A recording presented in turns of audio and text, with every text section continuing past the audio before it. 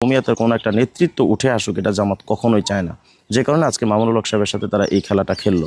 আসসালামু আলাইকুম রহমতুল্লাহি ওয়া বারাকাতুহু। দর্শক, আজকে অত্যন্ত ভারাক্রান্ত হৃদয় নিয়ে একটি বিষয় আপনাদের সামনে তথ্য দিতে এসেছি। কিছুক্ষণ আগে আমরা আরিফ জব্বার কাসিমি ভাইয়ের ফেসবুক পেজ থেকে একটা তথ্য পেলাম, যেটা তিনি একটা নির্ভরযোগ্য সূত্রে শুনতে পেয়েছেন। সেটা হলো আমার উস্তাদ মুহতারাম মাওলানা মামুনুল হক দামাত বারাকাতুহু আলিয়া হজরতের আসন ঢাকা 13-তে এক নাটকীয় খেলা খেলেছে জামাত ইসলামী। তারা তাদের চিরাচরিত যে অভ্যাস মুনাফিকিরি তারা স্পষ্ট করেছে।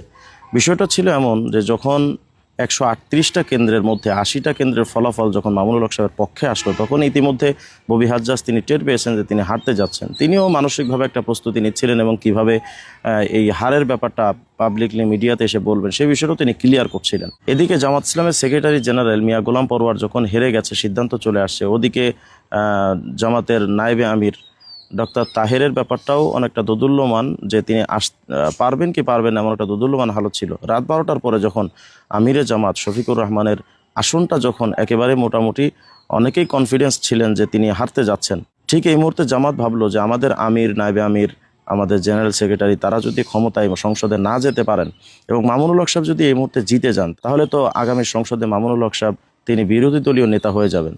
জামাত এটা কোনোভাবেই মেনে নিতে পারেনি। যে কারণে জামাত জরুরি ভিত্তিতে আদাবর, মোহাম্মদপুর, শেরেবাংলা যত এলাকায় যত মামুনুল হক সাহেবের কেন্দ্রগুলো পাহারা দিতে জামাত শিবিরের যত কর্মী ছিল সবাইকে সেখান থেকে তুলে নিয়ে আসা হয়। কেউ যেন তাদের পাহারায় যেন কেউ না থাকে, কারণ তাদের মূল টার্গেট ছিল এখন মামুনুল হক সাহেবকে যে কোনোভাবে হারাতে হবে।